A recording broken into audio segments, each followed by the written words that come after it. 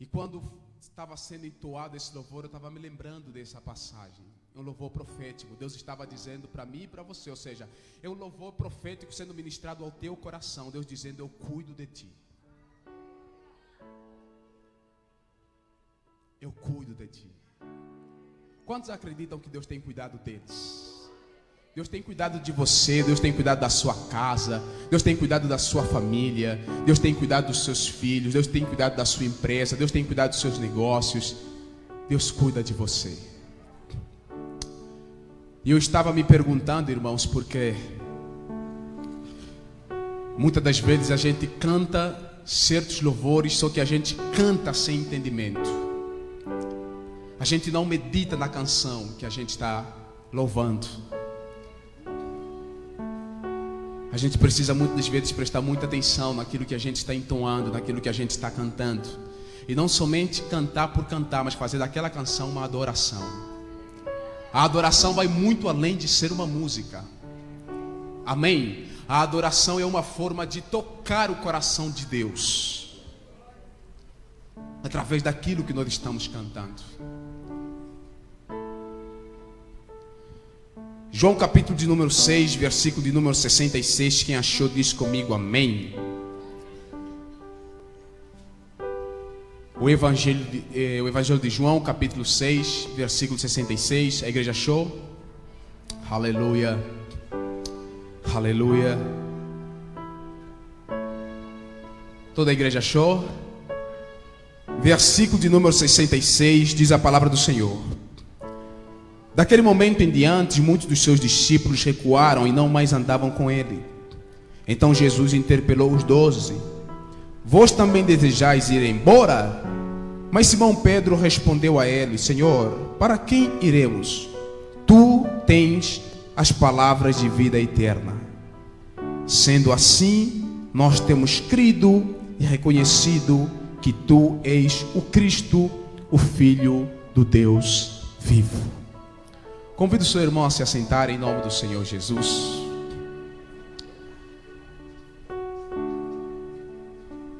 Glórias a Deus. Glórias a Deus. O texto qual nós acabamos de fazer menção à leitura, meus irmãos, é um texto muito verdadeiro. Nós estamos diante de uma história que se torna crucial no momento, porque a Bíblia nos diz que Jesus havia feito algo maravilhoso, algo nunca esperado, algo extraordinário. Jesus estava com uma multidão que o seguia, e a Bíblia vai dizer que nesse exato momento o pessoal a qual seguia Jesus, e já havia muito tempo que o seguia, a Bíblia diz que eles estavam com fome, e Jesus percebeu que eles estavam com fome.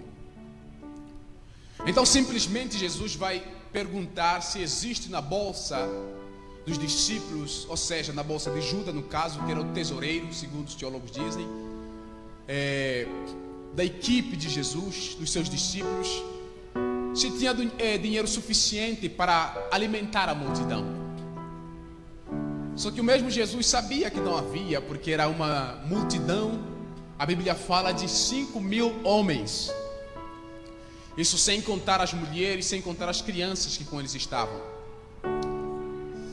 E a Bíblia faz questão de dizer que naquele exato momento, André, ele vai perceber que havia uma criança que tinha um pequeno lanche de 2 pães e 5 peixes. Para quem não sabe, as famílias de Israel, eles tinham o hábito que todas as vezes que saíam para os filhos, com os filhos ou com a família para uma longa caminhada, eles sempre preparavam um pequeno lanche para os filhos. E o lanche de 5 pães e 2 peixes era o lanche das famílias mais pobres, as famílias mais humildes. O lanche que os pais tinham o costume de dar era simplesmente pão e peixe. E a Bíblia fala que André encontra esse rapaz no meio da multidão, E ele traz essa criança até a Jesus. E Jesus, vendo o pão e o peixe, que realmente não chegava para alimentar aquela multidão, Jesus vai fazer algo extraordinário, nunca visto e nunca manifestado em meio àquela multidão. E a Bíblia fala que os pães vão se multiplicar, os peixes vão se multiplicar, e Jesus coloca na mão dos seus discípulos que vão alimentar aquela multidão. E a Bíblia fala que Jesus ainda dá ordem para que os pedaços que viessem a restar os discípulos recolhessem. E diz a palavra do Senhor que 12 sacos de pães foram recolhidos pelos seus discípulos. E Jesus dá um incentivo, dá um ensinamento aos seus discípulos, mostrando a importância de que não se deve desprezar até as mínimas coisas. A Bíblia fala que nesse exato momento Jesus vai subir ao monte para poder orar, e ele vai designar os seus discípulos para atravessarem o mar. Mas ao decorrer da madrugada, Jesus vai caminhar junto ao mar para encontrar os seus discípulos, e eles estão em uma outra cidade. Aquela multidão que até então já estava totalmente farta e alimentada, e talvez tivera tirado um tempo para dar um cochilo, um tempo para poder dar um descanso, agora eles sobem nos seus barcos para atravessar o mar e ir aonde Jesus estava. Só que quando eles vão até onde Jesus estava, a Bíblia diz que eles não vão para simplesmente comer outra vez do pão e do peixe, mas esse era um dos seus interesses. Mas a Bíblia fala que eles vinham para arrebatar a Jesus e proclamar a ele rei dos judeus. E naquele exato momento Jesus começa a repreender aquela multidão. E quando Jesus vai repreender aquela multidão, Jesus vai ensinar a eles que os pães o qual eles comeram era igualzinho os pães que os seus pais comeram no deserto.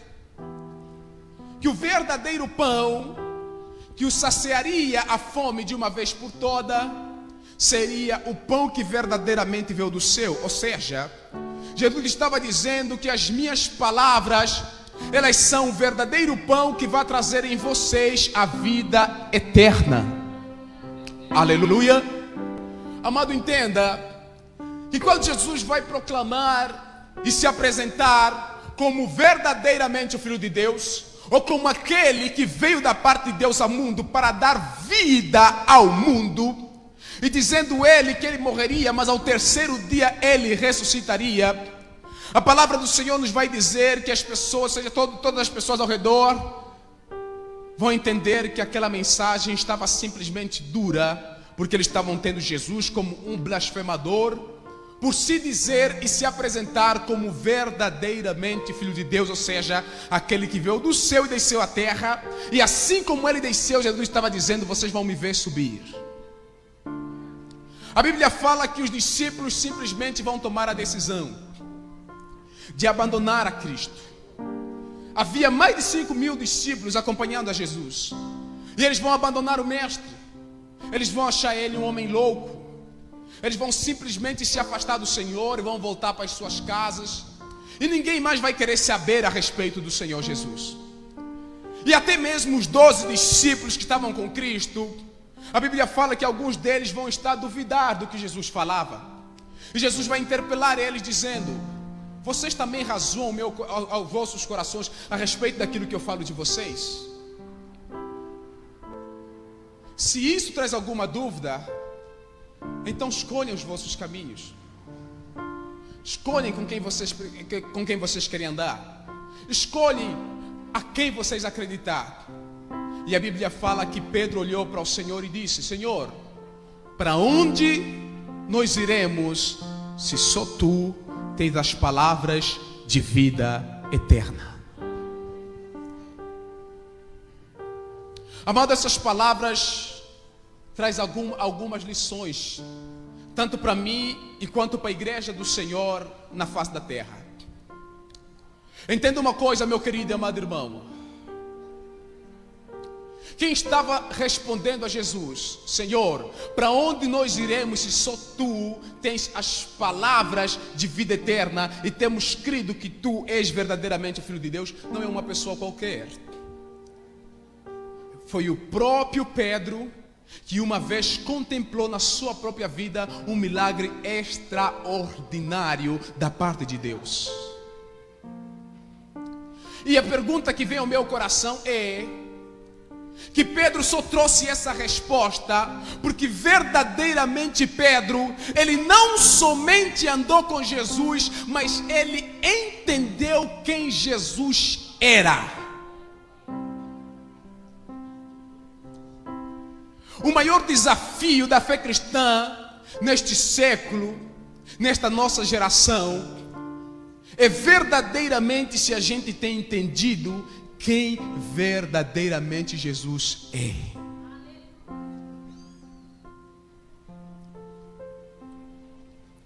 Porque muitas das vezes nós amamos a nossa igreja, amamos estar na igreja, amamos estar entre os irmãos.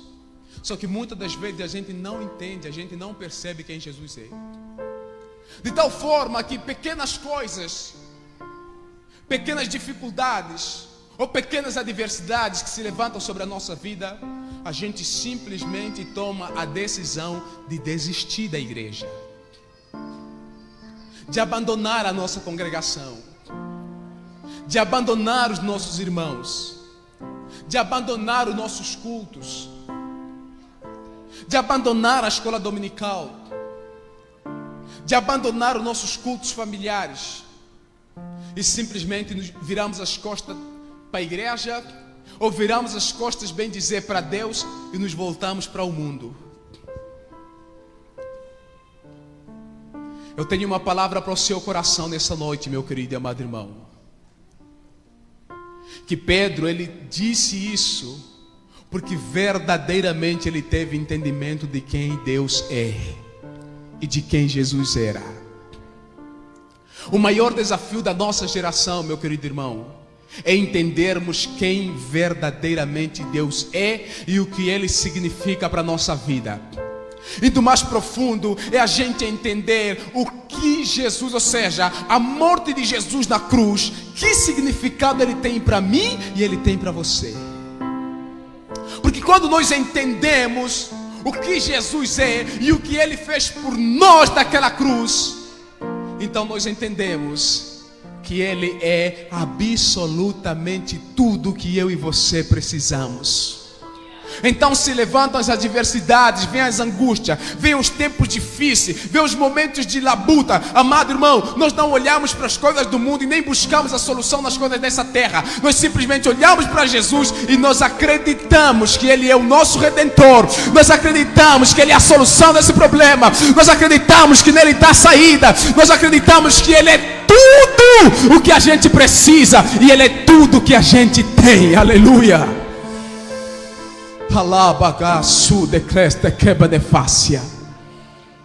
Eu vim dizer para você que está aqui nessa noite, meu querido e amado irmão, que talvez tenha passado por grandes situações difíceis. Você tem passado por tantas lutas.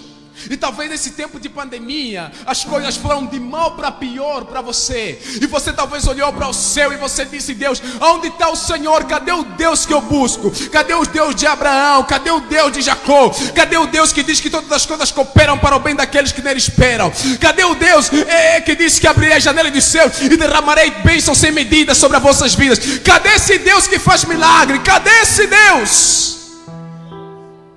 E você está vendo as coisas indo de mal para pior.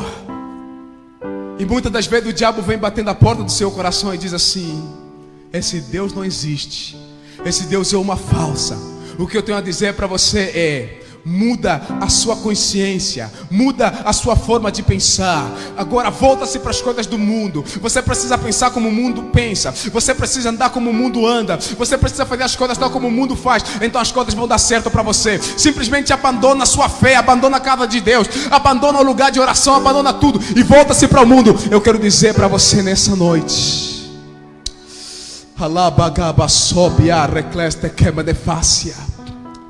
Jesus é muito mais real do que você possa imaginar. E Deus transmite o meu coração para dizer para você aqui nessa noite. Não sei quem está aqui está passando por essa situação, mas Deus manda dizer para você nessa noite, meu querido e amado irmão, A promessa de Deus, ela é tão fiel, ela é tão verdadeira. Ele nunca te abandonará. E Ele manda dizer para você, meu querido e amado irmão, que o agir de Deus a partir de agora, pode marcar esse dia, vai ser tão real na sua vida, aleluia, que até aqueles que te envergonhavam, aqueles que outra hora envergonhavam, ou seja, te falavam mal por causa da sua fé, aquele que outra hora falavam mal por causa da fé tão firme que você tinha em Jesus, eles passarão a ver. Eles passarão a ver, meu querido irmão, Deus virando o teu cativeiro. Eles passarão a ver Deus mudando a sua história. Aleluia. Eles passarão a ver Deus trazendo uma nova realidade em você, dentro de você, na sua casa, na sua família, no seu lar, nos seus negócios, no seu trabalho, na sua empresa. Meu querido irmão, estou dizendo para você, aleluia, que esse mesmo Deus a qual Pedro olhou e disse: eu creio que só tu tens as palavras de vida eterna, Ele vai se levantar ao teu favor.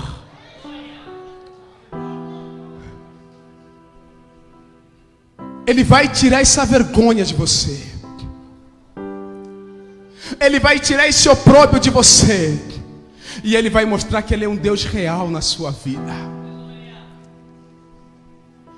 E não haverá razão, meu irmão, de eu e você desistirmos dessa fé. Não haverá razão, irmãos, de eu e você abandonarmos a casa de Deus. Não haverá razão, meu querido irmão, de eu e você abandonarmos nosso lugar de oração. Porque eu digo para você o que Jesus está colocando no meu coração nessa noite. Você vai ver Deus tão de perto nesses dias na sua vida, irmão, como você nunca viu antes. Você vai experimentar uma experiência com Deus sobrenatural tão grande, meu irmão, como você nunca experimentou antes.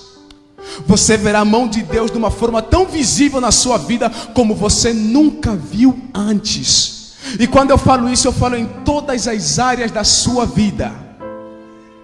Porque Deus é Deus e Ele não te deixará envergonhar. Quantos recebem isso, levanta a sua mão para o Senhor e diga: eu recebo em nome de Jesus. E eu quero agradecer pela oportunidade. Glória a Deus.